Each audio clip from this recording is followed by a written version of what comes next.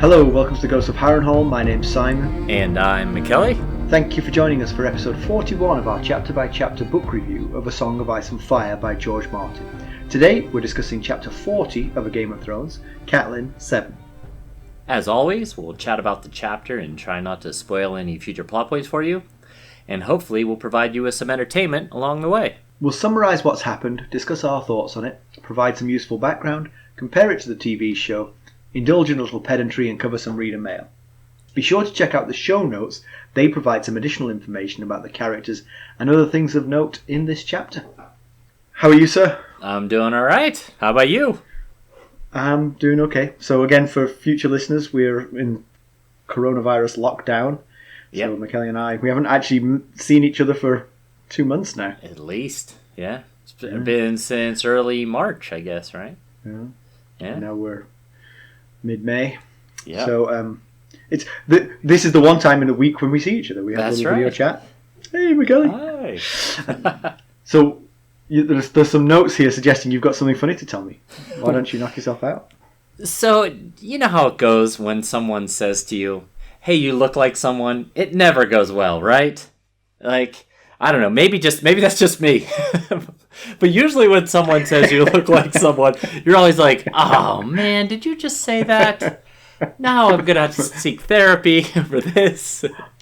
It is possible you look like all these people you don't find attractive. Just FYI. That's my fear. So this past Sunday, we played a very socially distant round of golf with a coworker of Stacy's and her husband. I had never met them before. Round went very well. We had a good time. Stacy and I just played 9. But so afterward, I was actually editing the episode that went live just this week. And Stacy comes out and says, hey, my friend said you look like... And I thought, oh, shoot. What is she about to say? And she goes, my friend and her husband thought you looked like John Krasinski. And I was like, John, who's that? And I was like, John Krasinski? John Krasinski? I'll take that every day of the week. I think she's completely blind, but I will take that. Stacy's like, you know he's bald, right? But I had a hat on. I was like, I am not bald. I am balding. There is a difference, my friend. Well, I mean, I can kind of see it. I mean, think about John Krasinski. Yes, he has an everyman face, and he's got a pleasant pleasant demeanour that can, sort of disarm. And I think you definitely share that with him. Okay. I'll give you that. All right. I don't think I would mistake you for him. Right. I'm pretty sure Emily Blunt wouldn't marry you. Well, now you're just tearing it down left and right. Yeah, Stacy was totally not on board with this at all. So, with you marrying Emily Blunt? With you looking like John. Yeah. That one she might be more on board with. I'm not sure, but yeah. So I was like, when she first said it, I was like, John Krasinski. Oh, geez, who's that? Oh. The most recent one I had was Piers Morgan, which is awesome. Hey, yeah. Because I hate him so much. I hated him before I knew I looked like him. Now I'm like... I can see it a little... yeah, I could see a little bit of what they're going with there. But that one hurt. That one hurt. So I have a story for you. So it's going to start with some tragedy, but it will get funnier as it goes. All right. That's the good kind. Then first the other way around. My father was one of 5 children, and he was the first to die. And his sister Catherine passed away this last week. Oh no! I'm sorry to hear that. Yeah, she had cancer, and we kind of saw it coming, but she was way too young, and she's a terrific lady, and also a doctor of epidemiology. So someone we couldn't afford to lose at this time. Right? Yeah. We did, unfortunately. I think I remember you've mentioned her to me before. Mm-hmm. Yeah, she's a great lady, and she'll be very sorely missed. Yeah, but she lived in the UK, and so her funeral, only 10 people are allowed to go to the funeral. Oh, right, yeah. Lockdown rules.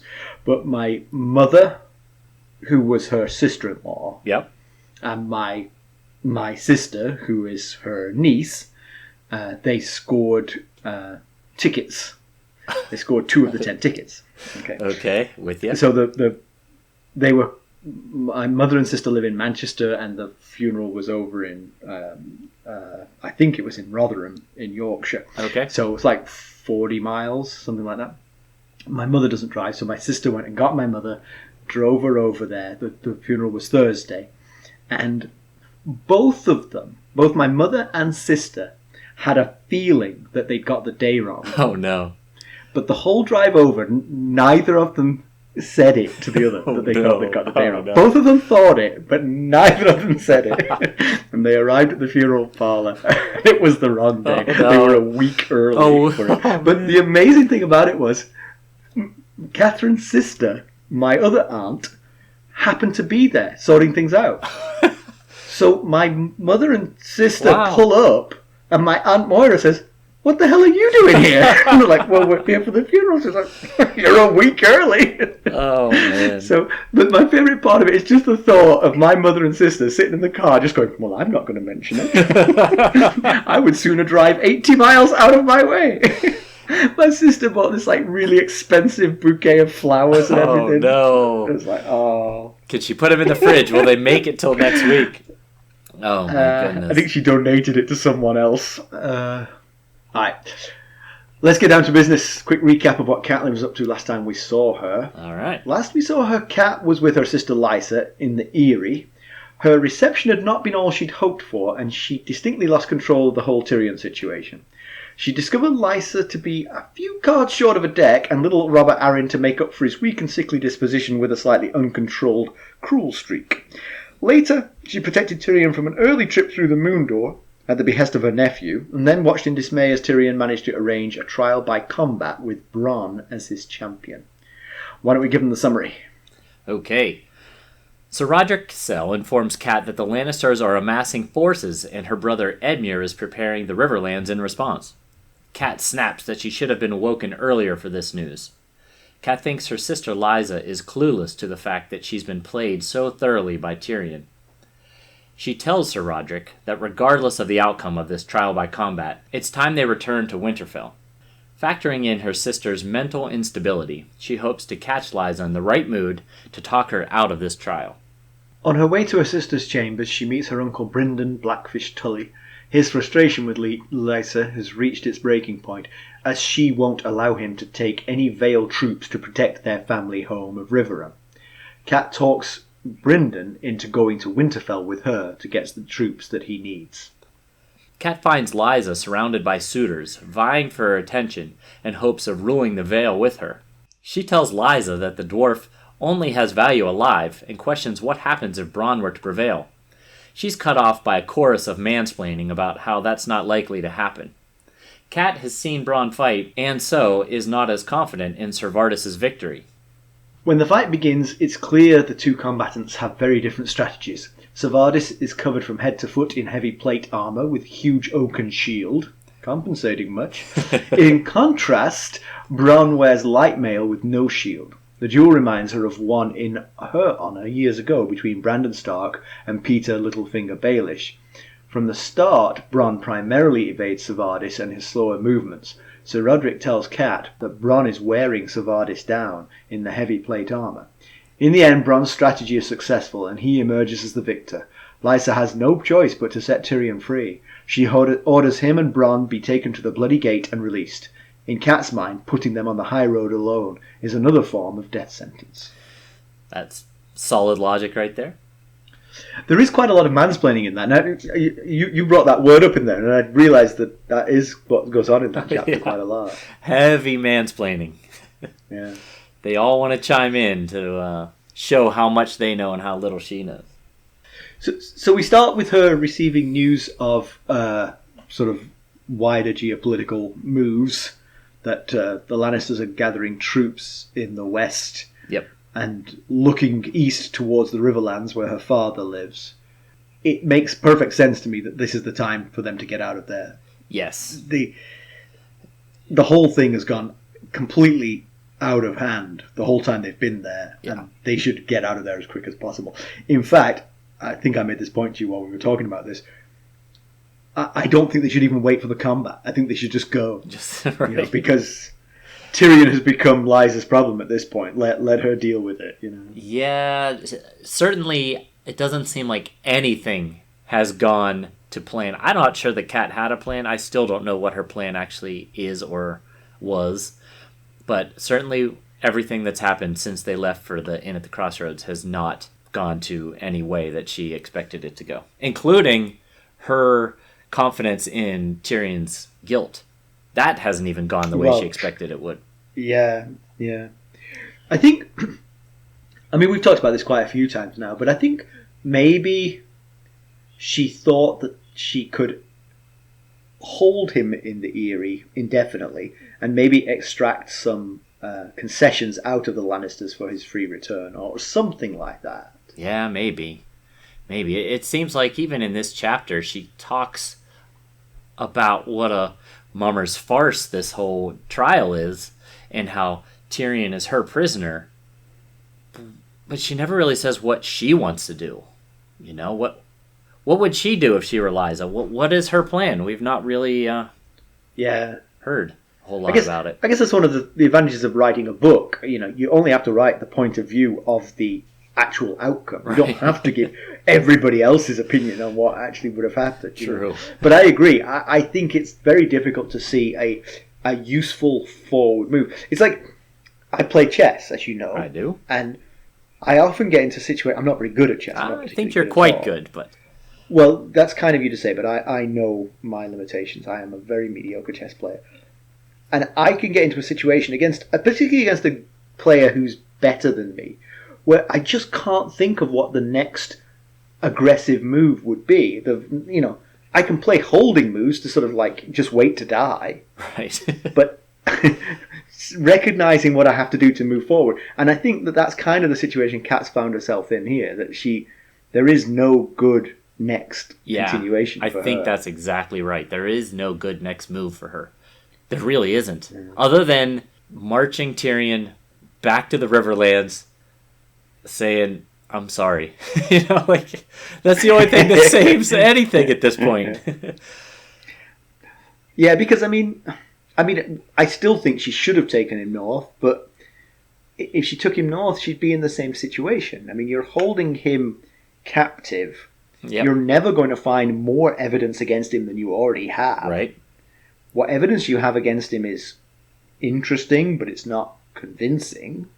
Yep. So what do? You either execute him or you let him go. That's really it. Or bargain, like you were saying, use him as a bargaining chip for something. But the thing is, what the Starks weren't in a position where they needed a bargaining chip. No, they weren't. You know what I'm saying? This has put them in a position. Absolutely. Yeah. And now they've lost the bargaining chip. The bargaining chip that caused them to need a bargaining chip is now hightailing it off the mountain with Bronn. Right. Oh, man. So, once again, we get some superb imagery at the beginning of this chapter about the veil. And if you would allow me to indulge my anus... Wait, no. That's not what I meant to say. Easy. If you allow me to indulge real quick, I just want to read a few sentences of the imagery so that those who are not reading along with us can get it. It starts like this. The eastern sky was rose and gold as the sun broke over the Vale of Arryn. Catelyn Stark watched the light spread, her hands resting on the delicate carved stone of the balustrade outside her window. Below her, the world turned from black to indigo to green as dawn crept across the fields and forests. Pale white mists rose off Alyssa's tears, where the ghost waters plunged over the shoulder of the mountain to begin their long tumble down the face of the giant's lance. Catelyn could feel the faint touch of spray on her face. Good stuff. Yeah, it's nice, yeah. I've been all around this crazy world we called Westeros, and the Vale is just my favorite as far as geography. Well, there you are. I think that's perhaps goes to your personality. You know, you want a sort of like lush and fertile but well defended place to call your home. Hey, that sounds pretty good. I wouldn't mind that at all. Yeah. Real quick, they mention Alyssa's tears, and they mention at the beginning of this chapter who Alyssa is. So for those who are not reading along, I'll just give you a real quick recap of it. Alyssa Arryn is a tragic character from the distant past who never shed a tear in life, despite seeing her husband, brothers, and children all slain. In death, the gods will not allow her to rest until her weeping watered the ground. The waterfall falls from so high, it dissipates before it reaches the ground. So still her tears don't fall. So yeah, she is the namesake of Alyssa's tears, which is a waterfall. Yeah. So I have a thing here. I didn't think the Arryn were that ancient of a family. I thought they were more recent than that. I thought they'd only been Lords of the Vale for like a few hundred years. The But that must be wrong. Yeah, the Arryns date all the way back to the Andal invasion of Westeros. Ah, well, there you are. That's how they have such ancient ancestors. I do apologise. All right, so back to the job at hand. Yes. When you've ruminated off on how much you love the Vale. So I wanted to sort of haul Cat up for snapping at Sir Roderick and the local Maester Coleman, for not waking her with the news of the amassing Lannister armies threatening the Riverlands. What's the point? Right. You're stuck in the Vale. There's a fight this afternoon that you're definitely going to watch. Why wake her up? Right. What is she going to do with this news between the time they did wake her up and the time she wanted to be woken up? Yeah. I guess maybe she's a little bit maybe she's a little bit on edge. Obviously she's a lot on edge for a lot of reasons, but she also wonders why Edmure is making these calls, and she said, that her father Hoster would not allow Edmure to make these calls unless he was really sick. So maybe she's a little bit concerned about that. Yeah, the calls that Edmure are making are to amass his own troops on the western edge of the Riverlands to defend against a possible invasion from the Lannisters, right? So, but I mean, to leap to Edmure's defence, Edmure, who we haven't met yet and we have no idea what his character is like, has had a harsh press already, because now we've got his own father wouldn't trust him to make decisions. He's clearly making the right decision. Yeah, no doubt. Surely that's what House Tully would do too, You would think so. And remember Brynden Blackfish Tully, he slapped Edmure in the face when he left Riverrun the day the girls got married. That's right. I'm only here for the girls, not you. That's basically what he said. I feel for him. So Kat is fully on board with everybody now that her sister's pretty unstable. Her policies seem to change by her mood, which in turn seems to change with the turning of the clock. Yep. Yeah, she lists all of the moods that she has noticed her sister going through, and they consist of being proud, fearful, cruel, dreamy, reckless, timid, stubborn, vain, and most of all, inconsistent. Which I think that that seems pretty clear. Yeah. We also learned that she had the same thought that we did, that when Tyrion wanted to confess his sins, it made most sense to do it in private with just him, Lysa, and Cat. But no, Lysa wanted a big audience, so she invited half the lords in the Vale to come listen, and that backfired on her when he requested the trial, followed by the trial by combat, because it gave her no choice to decline the... So that's your contention here, that by doing it in public, she could not refuse, whereas in private she could have refused? Yeah, exactly. In private, she could have sent him back to the dungeon, or maybe Kat could have said, that's not necessary, let's just talk it out. But when he requests it in front of everyone, it's his right, so she has to honor it. And that's also, I think, what Kat means when she says here in this same paragraph that her sister has been played so thoroughly by Tyrion, and she doesn't even realize it. Yeah.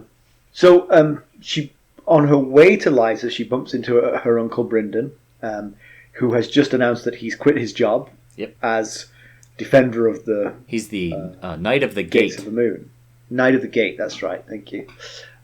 Because she won't allow him to take men to defend the Riverlands from the Lannisters. Yeah. And he says, Blackfish or not, I'm still a Tully. So I'm off like immediately to go help defend the Riverlands and Riverrun. But Lysa's also Tully, so it's kind of a double slap in the face that not only is she denying him this request, but she's also a Tully, and she's denying him this request. Yeah, it does feel like it's a. I mean, I know she's already said that all she really cares about is defending the Vale. She doesn't want anyone to get into the Vale, and Brynden is asking for 1,000 men, right? That's the number he's quoting. He wants 1,000 men. Yes, that's a lot. But the Vale is so defensible. You don't need all your men. Right. You could afford to send a bunch of them down there to help stop this before it gets to your doors. Yeah, even defending the Riverlands ultimately defends the Vale, because the Riverlands are between the Westerlands. True, but if the 1,000 men are all lost in the defense of the Riverlands, that's true, which fails, then they're not there to defend the Vale. Yep, that's true. But it feels like unless they only have like 1,012 men, that they should still be able to defend the Vale without the 1,000. Right. That's true, yeah. As long as they have more than 12, they should be good. Yeah. I mean, obviously, sky and stone and snow will all have to be sort of slightly skeleton staffed to help defend the bloody gate. Well, hey, if worse comes to worse, they can just push prisoners out of their cells down onto the armies below. But Varys was half right. Remember back in Arya 3, when Arya was listening to Illyrio Mopatis and Lord Varys, he said that Lysa was amassing swords. And he's right. She does seem to be amassing swords, but doesn't appear to be for any sort of attack on taking over the Iron Throne or anything. It seems to be solely for the purpose of defending the Vale and keeping her, basically, Robert, safe. Yeah, and certainly her refusal of Brynden's request confirms that. Yeah. So Brynden was planning to take the high road on his own back down to the Riverlands. We know from the experience of Cat and Ser Roderick and Bronn how risky that is. Yeah, that's pretty much suicide on your own. Yeah. So Cat and Ser Roderick offer that if he goes with them to Gulltown, which is basically, instead of heading back west towards the Riverlands, head east out of the Vale to the coast. Yeah. They can get a ship from there back to the north. Yeah, sir. And from the north, she can give him the troops he needs to help defend the river. Because she can defend Moat Cailin in the neck with just 12 troops. That's all she... Exactly.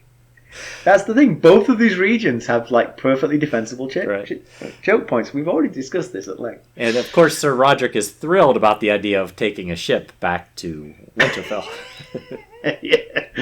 He's the only person not looking forward to the 14-day ride. And his whiskers are just starting to come back in too. He's just starting to look like himself again. It would be a much, much shorter ride than it was all the way to King's Landing. So Cat and Ser Roderick finally make their way to Lysa's chambers, which look out onto a garden where the fight is going to be held. Before we get to what happens, just a mention again of little Robert and how horrible he is, basically.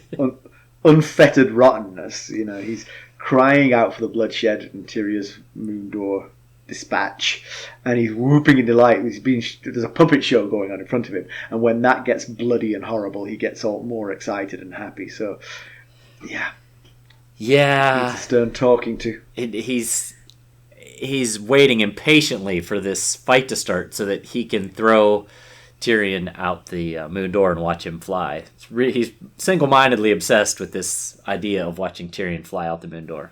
In his defence, actually, here, Robert, not defence, but just like a sort of like tangential giving him credit, that's quite clever of the 6-year-old to understand the concept of trial by champion. Yes. Enough to recognise that he'll be able to do that. Of course, I think at the end of the chapter, he doesn't quite understand it. He still wants Tyrion to be pushed out of the door. He says, "Can I throw him out the door now? Can I make him fly now?" And Lysa's like, "No, unfortunately not."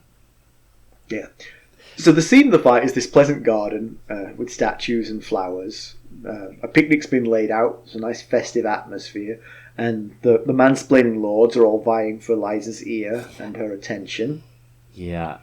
And based on the conversations, this is when all the mansplaining happens. When Kat tries to prevail on her sister Lysa to stop this duel before it begins.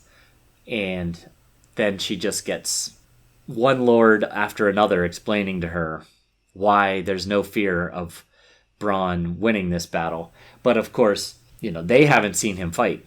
Whereas Cat and Sir Roderick seem to be the only ones entertaining the notion that he might win, and that's because they just spent however long with him on the high road seeing him fight. And I think Cat refers to him as fighting like a panther, moving like a panther or something like that. Right, yeah. So Cat explains to Lysa that Tyrion only has value alive, and if he dies, God help us all, Yes.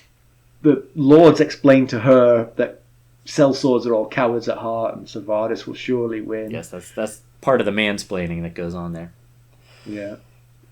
And Cat wonders to them what is gained by killing Tyrion. Her thing is, would Jamie care if we gave him a trial before flinging him off the mountain? Which he won't. He's not going to care at all about that. The king might, though. Robert Baratheon could. Yeah. Because he might intercede and say, look, he was given a trial, he lost it, he paid with his life, He called for the trial by combat. Right. That's a good point. And in that case, having the audience there to prove that he did request a trial by combat would actually work in Lysa's favor. Yeah.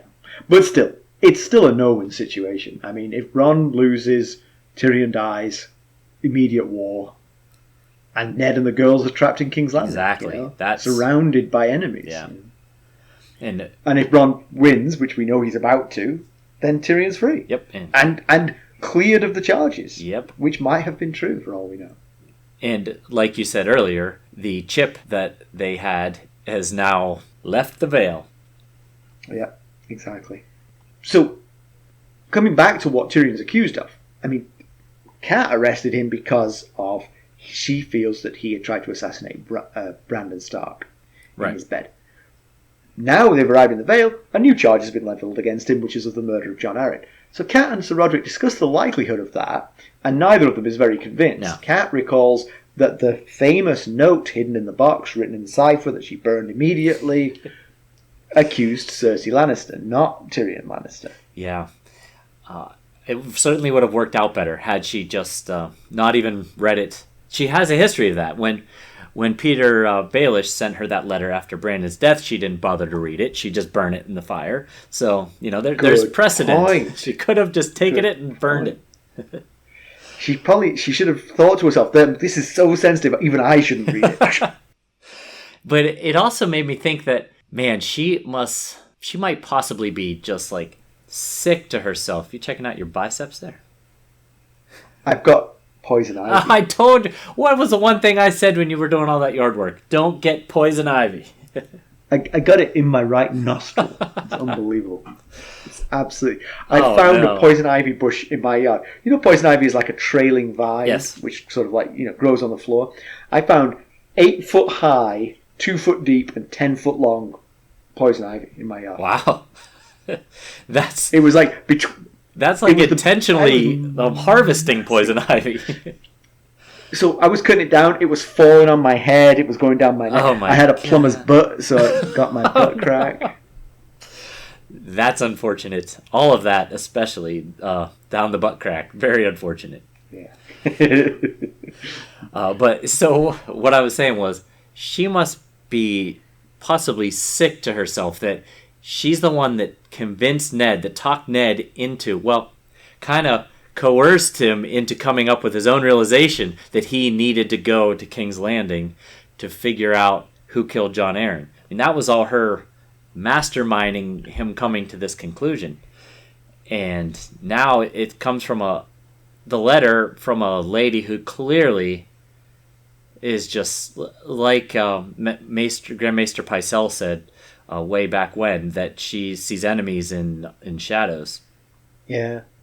But you know what? I wonder, thinking back on it, if it mattered what they talked about, Cat and Ned.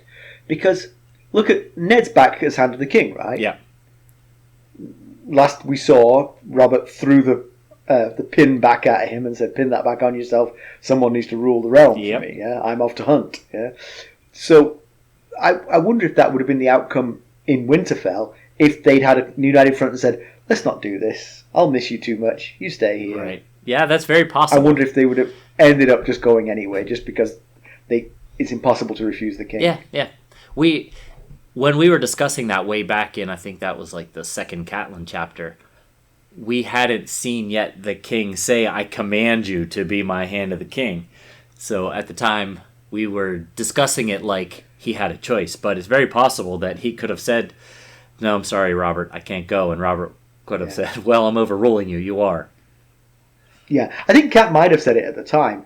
He doesn't travel 30 days in a thing to get a no. Right. That would be both embarrassing and be very put out. He now has to turn around and go all the way back with no hand of the king. Exactly. Yeah. Anyway. Yeah, so we've said this before. It seems that Lysa was simply accusing the nearest Lannister. Yeah, that was, I think you made that point last time we saw Tyrion. Just before the fight starts, there's a truncated conversation with Maester Coleman, which I found particularly curious, about the plans for Robert's fostering. Yes. Cat is under the impression that he was going to be sent to Casterly Rock because Tywin Lannister had volunteered to foster him. Right. That was told. But that was probably told to her back when they were in Winterfell, because that's what King Robert told Ned when they were in the crypts paying their respects to Lyanna. So that was probably the last. That is the last she had heard. She didn't get the update that Ned got in King's Landing. Right. Because he heard from the potboy in King's Landing that Jon had brokered a deal with Stannis Baratheon to have Robert Arryn fostered on Dragonstone. Yes. And that's one way to toughen that kid up. Yes, but again, as we made the point before, so was Casterly Rock with Tywin Lannister. That's true. Both of these would have been very good for Robert Arryn. But now that we know Lysa like we do, can you imagine how that would have gone over if she were made aware that not only was her baby, as she constantly refers to him, being taken from her, but being fostered either in Casterly Rock or on Dragonstone? That had to have gone over like a lead balloon. Was she aware that Jon was making this plan with Stannis? We don't know. Do we know that? We don't know. We don't know. We do know that she was aware that King Robert was making the plan with Tywin, and that's why they fled in the middle of the night back to the Vale. But a question on timing there. Was that plan prior to Jon Arryn's death? No, that was after Jon Arryn's death. It was after Jon Arryn's death that plan was made. To my understanding. So I think I know what you're getting at. Are you suggesting that Lysa Arryn has a motive for murder? Just putting it out there that she would have been very displeased by this this proclamation. So then the sequence of events goes, the only place Robert Arryn is being fostered is Dragonstone. And the only person who's brokering that deal is Jon Arryn. She kills Jon Arryn thinking, oh, hey, I've got rid of it. I can keep Robert with me forevermore.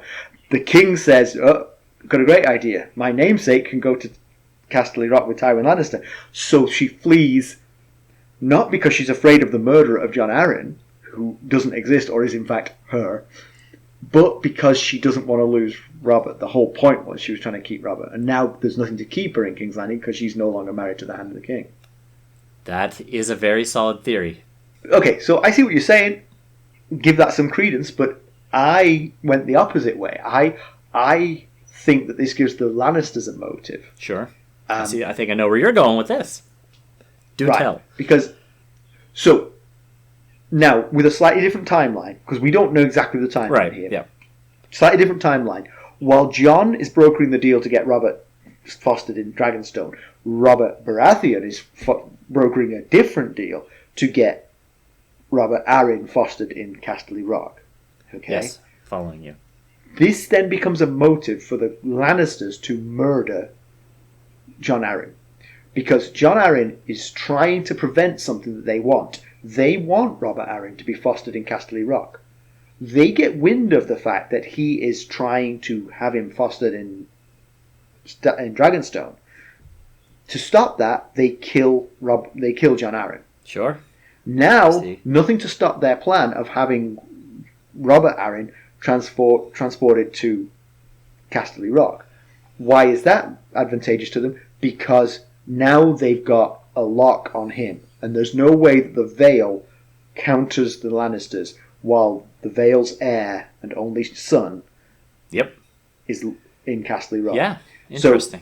So that works for me because it's clear that Jon and Stannis' relationship contributed to his death in some way. Sure. It certainly seems possible, yeah. Right. It seems that was, it was what they were doing together, and part of what they were doing together was planning the fostering of Robert. Yeah. So it does give... So I like the idea that although I voiced, I think is your idea, of this giving a motive to Lysa, but I think that it also gives a motive to the Lannisters too. Sure, yeah, depending on how you look at it. Depending on that timeline. Yeah. And maybe at the same time that deal was being brokered, Jamie... Well, he couldn't have done that till after. Because Jamie was then named Warden of the East.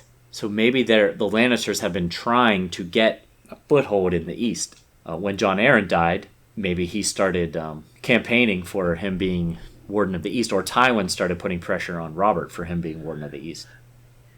And of course, the other aspect of that is that we've talked before about how Jamie being Warden of the East makes so little sense. None at all. With Robert Arryn in the Vale. Right. But if Robert Arryn is not in the Vale, if instead he's being fostered in Casterly Rock, then Jamie as a temporary or a regent Warden of the East does make some sense. A little bit.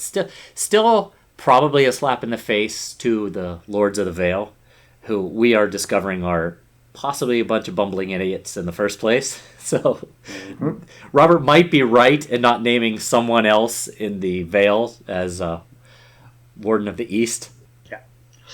So to get into the fight, my question about the fight... One quick final thing about that stuff we were just talking about. Keep in mind that the male Arryn line is razor thin at this point. It is just Robert Arryn is the only male Arryn with the last name Arryn left. That's right. We talked about that on the last Tyrion chapter, whatever it was. Yeah, so or Cat. That puts even extra importance on his safety. So if he's being fostered in Casterly Rock, then the Vale are they're nearly helpless. Yeah, which again goes to the strategic importance of that fostering, because I think at some point, this might be from the TV show, but at some point I heard that Tywin had never offered to foster anyone before. That is correct. This is the first child he'd ever offered to foster. That is true. Why would he do it? It's purely for the strategic advantage of having the Vale under your thumb. Yeah, absolutely it is. And reinforcing the idea, like you said, if they've been agitating for Jamie to be the Warden of the East, with Tywin as Warden of the West, it helps. It definitely helps. Sure. I mean, it's absolutely, you've said from the get-go, it's stupid to have him as Warden of the East, but only with Robert in place. With Robert in Casterly Rock, it makes a lot more sense. Yep. So anyway, to the fight. My question about the fight is, if you're Ser Vardis Egen, why wear heavy armour? I don't understand this. It's going to, in mano-a-mano combat, it's going to leave you vulnerable. If you're in a big battle melee situation, it's going to defend you from blows that you don't see coming. Yes, yeah? Right. Because there are going to be people all around you, kind of thing. Absolutely. But in one-to-one combat, you see everything coming. You don't need the heavy armour. It's just going to slow you down. And that's totally what Bronn does. Yeah. He just doesn't wear the heavy armour and is much quicker than Lysa. The whole thing, it really makes no sense. I mean, you have to keep in mind, this is the captain of the Arryn household guard and the master-at-arms of the Eyrie, both having a serious misjudgment in how to suit Ser Vardis Egen up. So are they getting outplayed in weapon tactics by a sellsword is basically what we're getting at here. But again, I mean, maybe man-to-man combat they haven't really thought of. Maybe all of their combat training is for big battles where everybody's lined up and there's going to be people all around you. I guess, yeah. Maybe there's not a lot of duels. Right, but I'm with you. It just seems like a terrible misjudgment. It does. It's just those are two guys who should know how best to duel. And yeah, unless they're not up to their jobs. Right. Yeah. Now, Kat mentions that Bronn is half a hand, which I looked up because I didn't know how much a hand was. It apparently is 4 inches. So Bronn is 2 inches taller and 15 years younger than Ser Vardis. So maybe he's trying to make up for it by being heavily armored. But still, he has to know, how long can you sword fight wearing all that stuff? But there you go. Ser Vardis is slightly smaller. So in a equal fight, he would probably be the quicker person. Sure.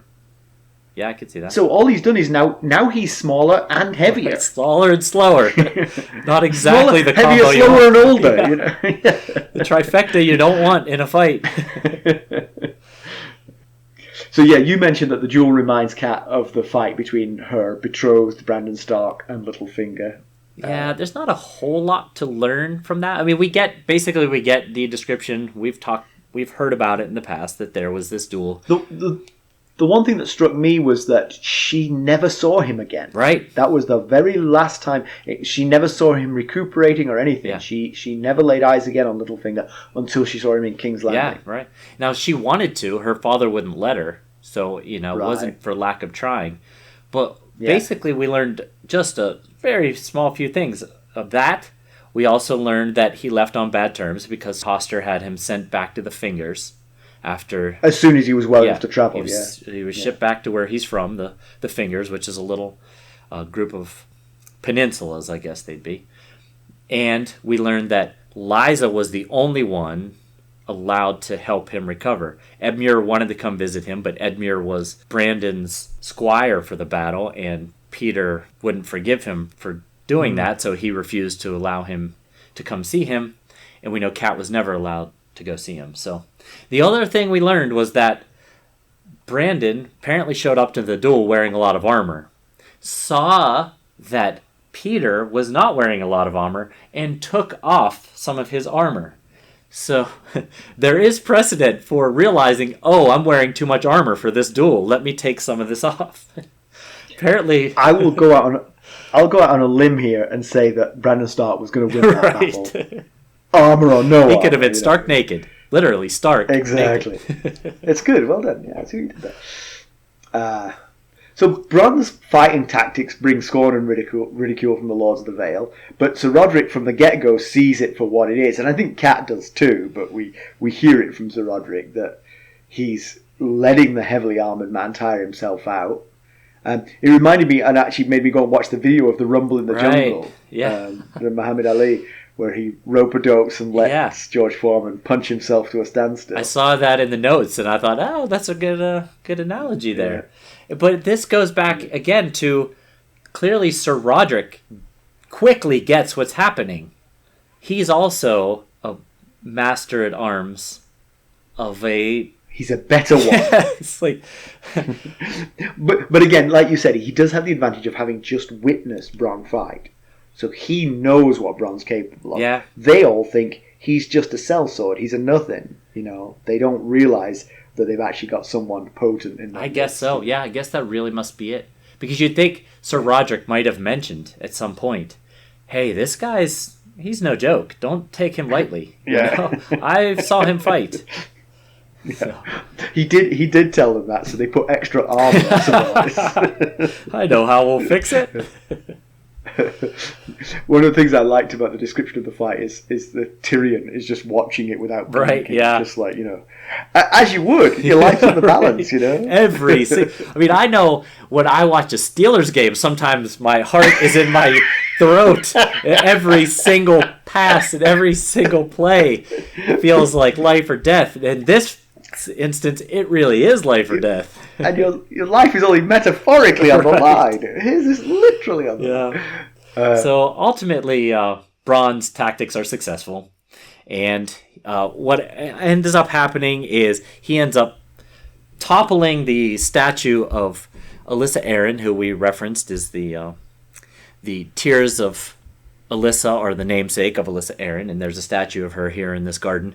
He topples the statue over on top of Ser Vardis, who gets pinned underneath it, and then he just knocks off one of his plates and stabs him right through the heart, and he dies, which not only releases Tyrion, but also in the eyes of the gods, he is proven innocent. So Yep. And he says, so that's when Robert Arryn says, can I make him fly now? And Tyrion says, not this little man. This little man's going down in a turnip basket. And Lysa says, so you presume. And then Tyrion throws back in her face, I presume that the Arryns hold their own words to heart, which is as high as honor. So. Very nice, yes.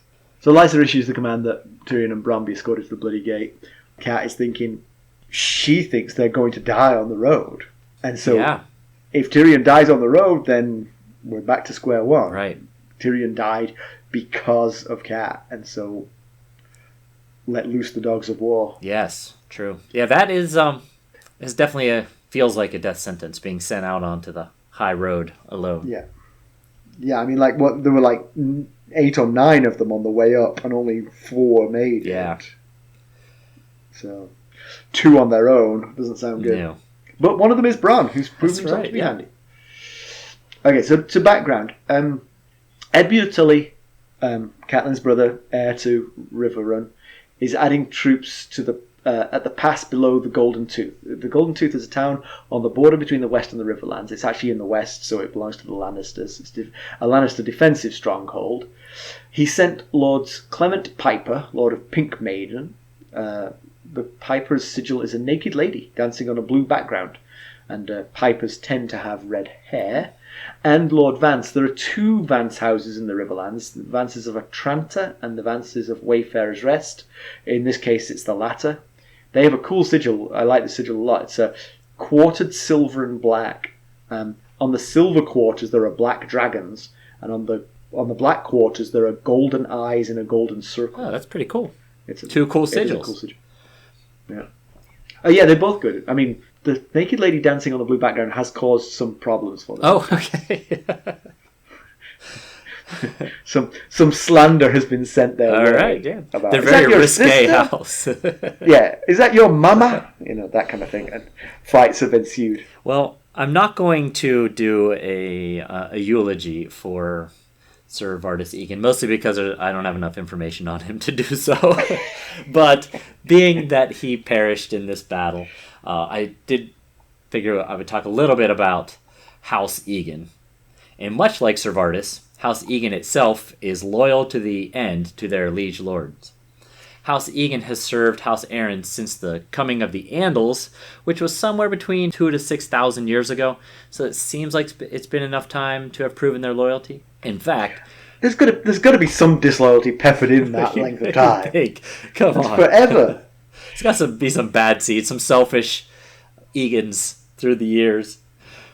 Exactly. But in fact, their arms boast that the Egens will serve their liege at all hours, and their words are actually by day or night.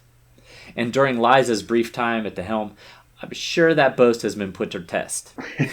Their sigil is a yellow sun, a white crescent moon, and a silver star on a blue banner above white. Oh, interesting. Yeah, coincidentally, Peter Littlefinger Baelish's brothels have the sign by day or night. I'm making that up. Okay, so comparison with the television show. All of the preamble to the fight that we saw with Cat being woken up, Cat talking to Maester Coleman, Cat talking to the Lords, all of that skipped in the TV show. The previous scene that we saw in the Eyrie was when Bronn volunteered to fight, and then the next scene was the fight. There was nothing in between them. Yeah. So still no Brynden Blackfish Tully. He is not there. No news of the Lannisters gathering their forces. No conversation about planning to leave for Winterfell. There's also no obvious suitors vying for Lysa's attention. Okay. Lysa's only interaction is with Little Robert. The scene of the fight is the throne room. I mean, basically everything in the Eyrie happens in the throne room in the TV show. The moon door is open, and as I mentioned, it's in the floor, so there's a big hole in the ground, which adds an extra frisson to the fight. So they're fighting around this hole in the floor. Exactly. Okay. Yes. In the book, Bronn gets his nose broken in the fight, but in the show, Ser Vardis doesn't lay a finger on it. It's a completely one-sided debacle.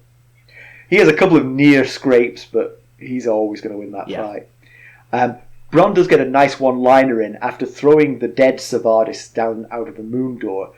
Lysa shouts, "You did not fight with honor!" And Bronn, glancing down, says, "He did." Oh, man. The reverence. Yes. So, to pedantry, we've touched on this a couple of times, but let's just stress it again. The Lords of the Vale are idiots. They really are. Not one of them is any use. We noticed this last time. They seem unable to grasp that Tyrion might use a champion. They are yes-men toadies to everything that Lysa does and says. And even though her actions are crying out for a voice of reason in there, none of them seem to want to step up and do it. Yeah, it's... and they clearly have never seen a duel before, I guess. Like, this is their first time ever seeing a duel because they came totally unprepared for it. And no one looked at that armor situation and thought, oh boy, Ser Vardis is no spring chicken. I hope he can... he's sweating away in that armor over there. No one notices this except for Sir Roderick. And Bronn. Because Bronn, I think Bronn's offered something, isn't he? A shield, and he says, "Nah, I don't need that." That's exactly. He just wants to be as light as possible. Yeah. So come on, if you've got pedantry, spit it out, man. It's not necessarily pedantry. It's just Cat is quite the Torny groupie based on this statement that she doesn't say it. She thinks it. She says she's been to 100 tourneys. So either it's not to be taken literally, or she has been to many a tourney. She is like 34 to 35. She was married at 19, right as a war was breaking out. So you figure there's not a whole lot of tournaments going on at that exact time. And we know the North doesn't look on tournaments the same way as the rest of the realm. We also know that Sansa's never been to a tournament before until she went to the Hands tourney, which Cat was not present at. So it's not a great deal. So basically between, I don't know, maybe she went to her first tournament at about 5 or so even, we'll give her. She got married at 19. She would have to average just under 4 tournaments a year, every year, from that age gap there.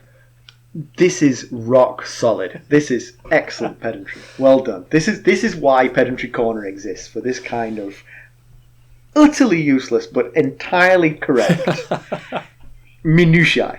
Yeah, you're absolutely right. There's no way she's been to 50. But I'll jump to her defense. Maybe it's her math that's terrible. When she said 100, she meant 8. I'm not saying it couldn't be done. 50? It just seems like an awful lot. She could have been a tournament groupie as a young teen, just following them all around the realm like a deadhead. All right, let's draw some conclusions here. So, honestly, of the 2 possible outcomes of this fight, this was the best result for Cat. Yes, I agree. At least she can get out of here and go home. I mean, I guess that's what she would have done if Tyrion had been put to death, but she can go to a home that isn't necessarily going to be at war for the next 10 years. Right, yeah. Now, it was never exactly clear what she wanted to do with Tyrion in the first place.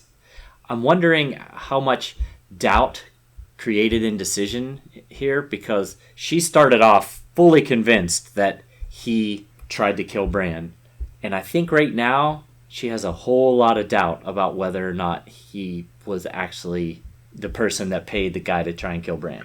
If she believes in the laws of the realm, then he's proven himself innocent. He absolutely didn't. If she's as pious as she says she is, actually, I've never actually heard her say how pious she is. But I think, well, I mean, she's certainly more pious to the new gods than the rest of her family, but that's because they're pious to the old gods. Right. So it's bad news for the Vale all round because they've lost their best soldier in Brynden Tully. Yeah, I mean, and he's obviously Ser Vardis. Yeah, Ser Vardis was no mug. I mean, obviously he wasn't the greatest, but he was definitely one of the better ones. And actually, I don't know if I'm mixing the TV show and the book, but he actually was quite thoughtful in the TV show compared to the rest of the Lords of the Vale, anyway. Yeah. Because remember, he said he didn't want to fight. Right. Yes. Because he thought it was beneath him. Yes, he did say that. The rest of them were all like, "Woohoo! I'm going to chop me up some dwarf," Even Lord Ian Hunter, who is said to be older than Jon Arryn and has gout, he even said, "Let me at him. Let me champion you. Imagine how that fight would have gone against Bronn. Yeah. Can I change my request, please? I did not know it was going to be against that guy. Jamie Lannister, you said, "Oh, change my mind." So the Lords of the Vale seem way more interested in sucking up to Lysa than giving her any kind of wise counsel. Yeah. I mean, surely, like you said, taking the fight to the Lannisters keeps the fight from the Vale. Yeah. You know, it's worth risking a few hundred men. So it's not in great shape. Sure, it's defensible, but it's just not in a great shape. Luckily, they've got that bloody gate. As long as you keep that gate closed, maybe you don't need very competent lords behind it. And this whole thing will have significantly strained the relationship between the Vale and the Riverlands, and between the Vale and the North. Right. Yeah, absolutely. If something happens to the Vale, if they are invaded, so Brynden is going to go back to the Riverlands and say they weren't going to help, so I left. And Cat's going to go back to the North and say, well, if Lysa runs into trouble, tough. I'm not helping her. Yeah, absolutely. She's a lunatic. But it does also seem like the Lannisters are really showing as if they're preparing for war over this. It could just be posturing, They could just be banging on their chests and lining soldiers up and stuff. But them amassing troops coupled with the attack on Ned certainly gives the appearance of them being serious. Yeah. It's one thing that I was thinking about a little bit was Jaime's decision to flee King's Landing after hurting Ned. Right. Because, he felt like he was in the right when he did it. Yes. Ned was not Hand of the King. He had no power. Yeah. Unless his plan was to go to Casterly Rock and start amassing troops after he, what was the term he used? Chastened Ned. Right. But you'd think a raven to Tywin would work. Hey, Dad, amass some troops and take them and avenge Tyrion. Of course, it's possible that Tywin could be like, meh, it's only Tyrion. No, yeah. But essentially, this is yet another oath breaking. Yes, it is. By Jaime. He is a member of the King's Guard, so he shouldn't just be randomly fleeing the city. Tyrion is out of the frying pan, but there's a bit of a fire to be dealt with here. Yes, the high road can be a bit hot. Yes. If he dies on the high road, does that change the outcome? I'm not necessarily sure that it does. No, put myself in Jamie Lannister's shoes? Absolutely not. If I don't see my brother again safe and well, then his demise is on Catelyn Stark's hands. I honestly think, I know this is not going to happen, and not just because I've read the book, but because I know this is not going to happen, that Tyrion and Bronn should go with Catelyn and Sir Roderick to Goldtown. And Brynden Blackfish Tully. That's a force. That's a useful little contingent. It would be, right yeah, there. yeah. And in Gulltown, they can get ships in different directions. Yeah, they can say their fond farewell. All except for Brynden Tully. They face the high road together. It's just like, Yeah, and Tully is clearly a fighter. All right, let's draw a conclusion to all this. So, as always, you can reach us at ghost.harrenhall@gmail.com. Follow us on Twitter at @GhostHarrenhall. We're on Facebook, Instagram, and YouTube.